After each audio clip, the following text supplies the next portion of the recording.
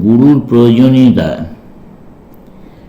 জীবাত্মা মাত্রেই পূর্ণতা লাভ করিবেই, শেষ পর্যন্ত সকলেই সিদ্ধাবস্থা লাভ করিবে। আমরা এখন যা হইয়াছি তা আমাদের অতীত কার্য ও চিন্তার রাশির ফলস্বরূপ, আর ভবিষ্যতে যা হইব তা বর্তমানে যেরূপ চিন্তা ও কার্য করিতেছি তাহার ফলস্বরূপ হইবে। কিন্তু আমরা নিজেরাই নিজেদের অদৃষ্ট গঠন করিতেছি বলিয়া যে বাহির হইতে আমাদের কোনো সহায়তার আবশ্যক নাই, তাহা নয়, বরং অধিকাংশ ক্ষেত্রে এইরূপ সহায়তা একান্তভাবে প্রয়োজন।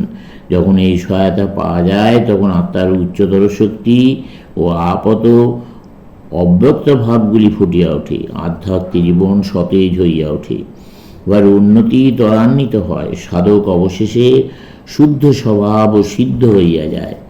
এই সঞ্জীবনী শক্তি গ্রন্থ হইতে পাওয়া যায় না। একটি আত্মা কেবল অপর এক আত্মা হইতে শক্তি লাভ করিতে পারে, আর কিছু হইতেই নয়। আমরা সারা জীবন পুস্তক পাঠ করিতে পারি, খুব বুদ্ধিমান হইয়া উঠতে পারি, কিন্তু শেষে দেখিব আধ্যাত্মিক উন্নতি কিছুই নাই। বুদ্ধিবৃত্তির উন্নতি হইলে যে সঙ্গে সঙ্গে আধ্যাত্মিক উন্নতি খুব হইবে তার কোনো অর্থ নাই। গ্রন্থ পাঠ করিতে করিতে অনেক সময় ভ্রমবশত ভাবি আমাদের আধ্যাত্মিক উপকার হইতেছে, কিন্তু গ্রন্থ বটে আমাদের কি ফল হইয়াছে তা যদি ধীরভাবে বিশ্লেষণ করি তবে দেখিব বড়জোর আমাদের বুদ্ধিবৃত্তির উন্নতি হইয়াছে, অন্তরাত্মার কিছুই হয় নাই। আমাদের মধ্যে প্রায় সকলেরই আধ্যাত্মিক বাক্যবিন্যাসে অদ্ভুত নৈপুণ্য থাকিলেও কার্যকালে প্রকৃত ধর্মভাবে জীবনযাপন করিবার সময় কেন এত ভয়াবহ ত্রুটি বিচ্যুতি লক্ষিত হয়, তার কারণ আধ্যাত্মিক জীবনের উন্নতির পক্ষে গ্রন্থরাশি পর্যাপ্ত নয়।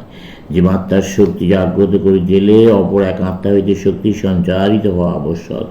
যে ব্যক্তির আত্মা হইতে অপর আত্মায় শক্তি সঞ্চারিত হয় তাকে গুরু বলে, এবং যে ব্যক্তির আত্মায় শক্তি সঞ্চারিত হয় তাকে শিষ্য বলে। এরূপ শক্তি সঞ্চার করিতে হইলে প্রথমত যিনি সঞ্চার করিবেন তার এই সঞ্চার করিবার শক্তি থাকা আবশ্যক, আর যাহাতে সঞ্চারিত হইবে তাহার গ্রহণ করিবার শক্তি থাকা আবশ্যক। বীজ সতেজ হওয়া আবশ্যক, ভূমিও ভালোভাবে কর্ষিত থাকা প্রয়োজন।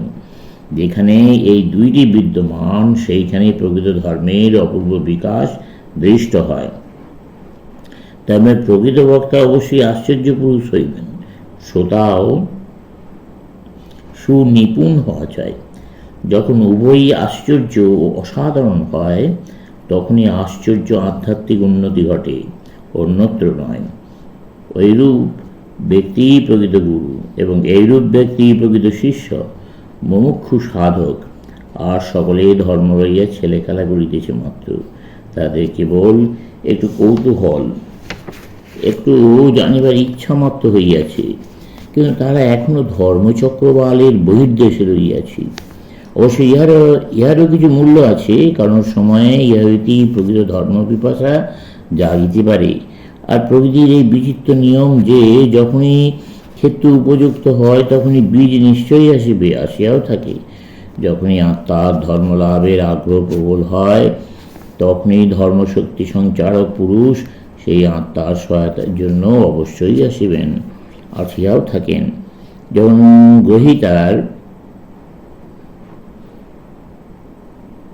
ধর্মলোক আকর্ষণ করিবার শক্তি পূর্ণ প্রবল হয় তখন সেই আকর্ষণে আকৃষ্ট আলোক শক্তি অবশ্যই আসিয়া থাকে। তবে পথে কতগুলি মহাবিঘ্ন আছে, যথা ক্ষণস্থায়ী ভাবোচ্ছ্বাসকে প্রকৃত ধর্ম পিপাসা বলিয়া ভ্রম হইবার সম্ভাবনা। আমরা নিজেদের জীবনেই ইয়া লক্ষ্য করিতে পারি।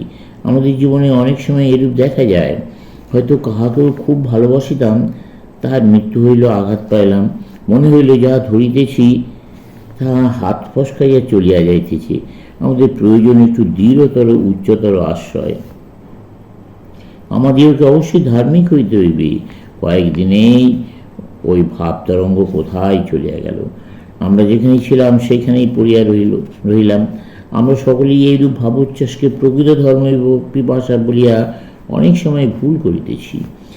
কিন্তু যতদিন এই ক্ষণস্থায়ী ভাবোচ্ছ্বাসগুলিকে ভ্রমবশে প্রকৃত ধর্ম পিপাসা মনে করিব ততদিন ধর্মের জন্য যথার্থ স্থায়ী ব্যাকুলতা জন্মিবে না।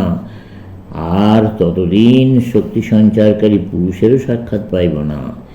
এই কারণে যখনই আমাদের মনে হয় সত্য লাভের জন্য আমাদের এই সকল চেষ্টা ব্যর্থ হইতেছে, তখন ঐরূপ মনে করা অপেক্ষা নিজেদের অন্তরের অন্তঃস্থলে অন্বেষণ করিয়া দেখা উচিত, হৃদয়ের প্রকৃত আগ্রহ জন্মিয়াছে কিনা।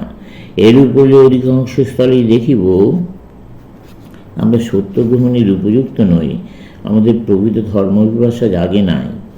আবার শক্তি সঞ্চারক গুরু সম্বন্ধেও আরও অনেক বিঘ্ন আছে। অনেকে আছে যাহারা স্বয়ং অজ্ঞানাচ্ছন্ন হইয়াও অহংকারে নিজেদের সর্বজ্ঞ মনে করে। শুধু তাই নয়, অপরকেও নিজ স্কন্ধে লইয়া যাইবে বলিয়া ঘোষণা করে। এইরূপে অন্ধকে পথ দেখাইয়া লইয়া যাইতে যাইতে উভয়ই খানায় পড়িয়া যায়। অজ্ঞানে আচ্ছন্ন অতি নির্বুদ্ধি হইলেও নিজেদের মহাপণ্ডিত মনে করিয়া মূঢ় ব্যক্তিগণ অন্ধের দ্বারা নিয়মান অন্ধের ন্যায় প্রতি পদক্ষেপেই স্খলিত পথ হইয়া পরিভ্রমণ করে। এইরূপ মানুষই জগৎ পরিপূর্ণ। সকলেই গুরু হইতে চায়, ভিখারিও লক্ষ টাকা দান করিতে চায়। এইরূপ লোক যেমন সকলের নিকট হাস্যাস্পদ হয়, এই গুরুগণও তেমনি। সমাপ্ত।